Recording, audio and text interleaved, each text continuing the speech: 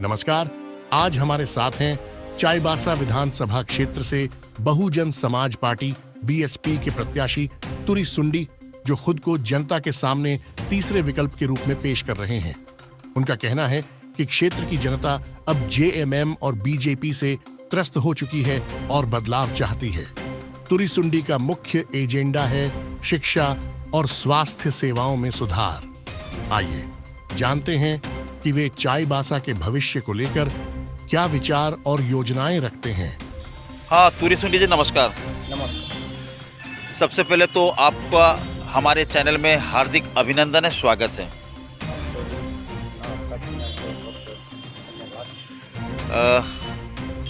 तुरी जी, सबसे पहले तो जनता को आप अपना परिचय खुद दीजिए। मैं बहुजन समाज पार्टी के प्रत्याशी तुरी सुंडी, बावन चाईबासा सदर चाईबासा विधानसभा क्षेत्र का एक प्रत्याशी हूँ। मैं यहाँ से चाईबासा विधानसभा से चुनाव लड़ रहा हूँ। आम जनताओं को मेरा संदेश देना आपके चैनल के माध्यम से कि इस बार का चुनाव में चाईबासा विधानसभा से तीसरा विकल्प के रूप में मैं खड़ा हूँ और इनमें से जो भी राजनीतिक पार्टियां हैं, सभी पार्टियों को लोग देखा, परखा, समझा। इसी दृष्टिकोण से मैं आम जनताओं से अपील करता हूं, मतदाताओं से मेरा गुजारिश है कि इस बार का चुनाव में भारी से भारी मतों से मुझे जय बनाएं। ऐसा उम्मीद के साथ मैं इस चुनाव मैदान में हूं।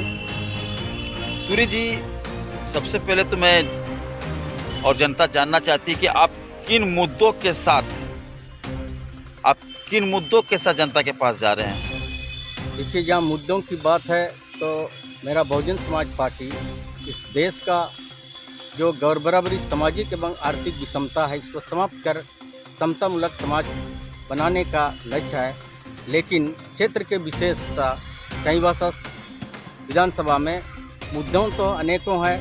चाहे आपका यहाँ चरमराती शिक्षा व्यवस्था को देखिए, बेरोजगारों को रोजगार से जोड़ने वाला स्थिति को देखिए, आदिवासी बहुल क्षेत्र है, आदिवासियों से जमीन से संबंधित मामलों को लेकर देखिए, चाहे यहाँ बनपट्टा के नाम से लोगों को दिग्भ्रमित करने का काम हो, चाहे किसान से जुड़े हुए हमारे आदिवासी लोग किसी क्षेत्र में किसी तरह का कोई व्यवस्था नहीं हो। इसी तरह से शिक्षा व्यवस्था में तो मैं बार बार यही दोहराऊँगा कि शिक्षा व्यवस्था तो बहुत ही खराब दयनीय स्थिति है। यहाँ जो है सिर्फ पढ़ाई लिखाई नाम का है और बच्चे जो है आपका क ख ग ABCD तक नहीं बोल पाते हैं। वो आने वाला भविष्य के लिए वो एक ऐसा बेरोजगार पैदा किया जा रहा है कि जो है ये लोग पलायन करने के लिए मजबूर है। जहाँ तक आपको भी जानकारी होगी कि चाईबासा विधानसभा में कुल 14 प्रत्याशी है, तो इन 14 प्रत्याशियों के बीच में आप खुद को कहाँ मानते हैं? आपकी चुनौती किन से है? आपका टक्कर किन से है?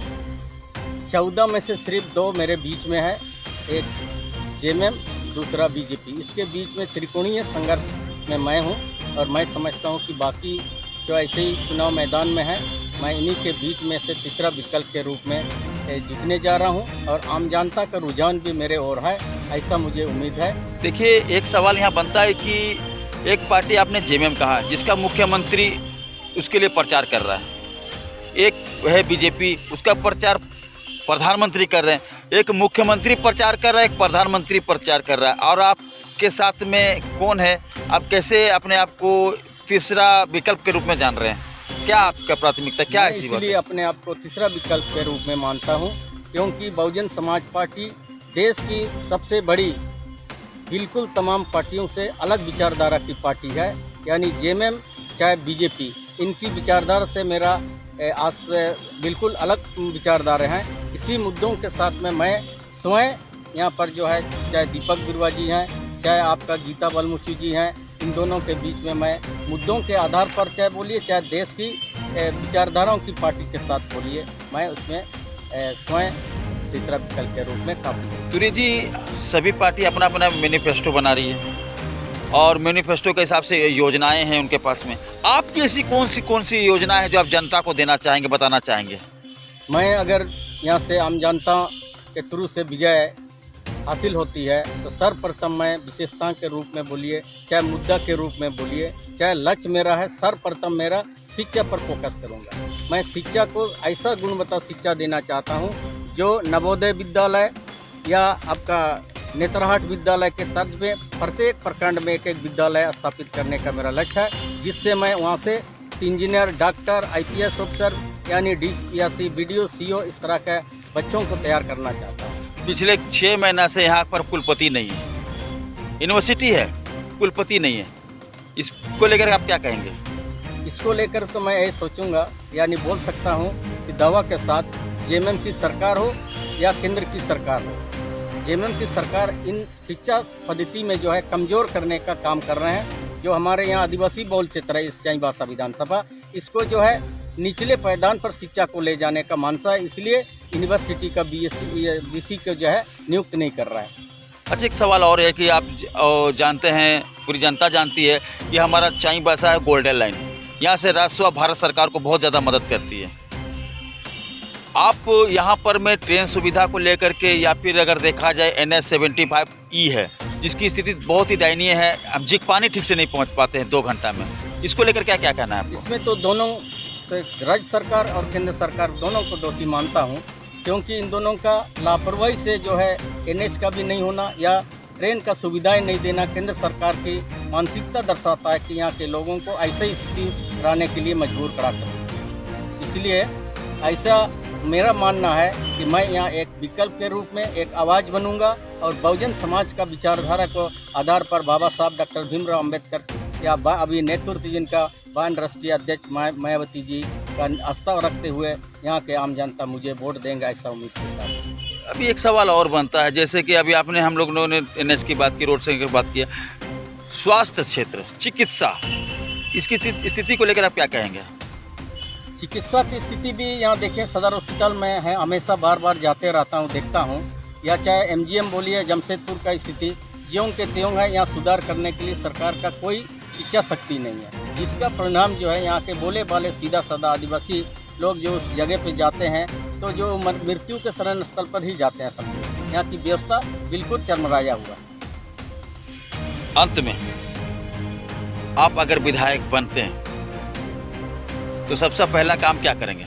सबसे पहले मैं शिक्षा क्षेत्र को विशेष सुधारने का प्रयास करूंगा। दूसरे में सदर अस्पताल जैसा सरकारी चिकित्सा केंद्र स्थान है उसको मैं विशेष प्राथमिकता के साथ करूंगा।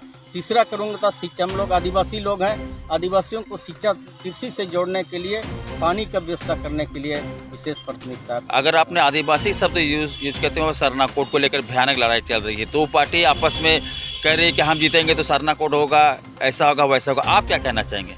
ये तो मैं ये दावा के साथ कह सकता हूँ, चाहे JMM की सरकार या BJP इसमें केवल राजनीति एजेंडा बना के चल रहे हैं। इनको सरना धर्म से कोई लेना देना नहीं है इन दोनों पार्टियों का। और मैं ये यहाँ दावा करता हूँ कि अगर मैं जीतता हूँ तो इसका आवाज़ जो है हम जो है पूरा विधानसभा में या तो हमारा पार्टी के राष्ट्रीय अध्यक्ष तक इसको हम केंद्र में बात रखने के लिए। आगामी कार्यक्रम में क्या आपका राष्ट्रीय अध्यक्ष आपके लिए प्रचार या कोई ऐसे बड़े नेता आ रहे हैं चाईबासा? ऐसा तो हमारा बहुजन समाज पार्टी का जो संगठनिक ढांचा है, जैसे चुनाव के समय में जिस तरह का प्रक्रिया है, तन